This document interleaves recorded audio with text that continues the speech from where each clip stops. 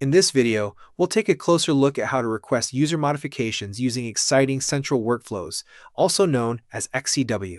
With XCW, you can easily request modifications to existing users in your system landscape to your desires, without the need to check out each system individually. Locking, unlocking, changing personal information, or even the systems the user should be provisioned to are simple tasks that can be done with the XCW User Change Workflow. So let's get started. First, open the XCW User Change Workflow via your Fiori Launchpad. If you are using the self-service, you can skip the part of selecting other users. To change other users, you can now enter the username in the top left to search for them. Select the relevant user from the given list. You will now be greeted with the current state of the user, the systems the user is assigned to, the personal information, and the lock state of the user.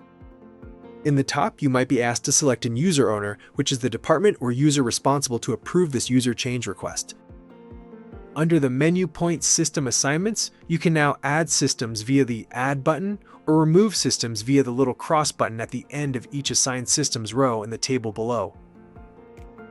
Below the menu point Unlock User, you can set the lock state via the Unlock and Lock buttons for each system the user is a part of individually. A bit lower, you can now update the user's personal details like the user type, first name and last name, and mail address, or even the validity date. The fields are customizable in the XCW Admin Console. Finally, attachments and comments. Here you can add attachments the approver might need to approve of these modifications. These might proof a name change or an information letter from HR that something changed about the employment state of the user or users in question. For the comments, please state the reason of your change request. This will be visible to the approver and help them to make an informed decision. Depending on the customizing, some changes might be approval-free. If you reviewed the request, you can submit your request by clicking the button Send Request. That's it. All relevant participants in the workflow will get email notifications once they have an open approval or the request was approved. Finally, let's look at a quick example of an approval. In the work list, all open requests are listed. Selecting an open approval opens the detailed view with all relevant information.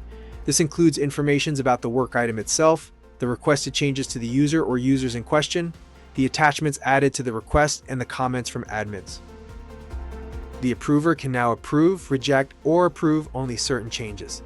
Any changes not approved are automatically rejected. Once the decision is made, the users are provisioned automatically, and the requester receives a confirmation email. Thank you for watching.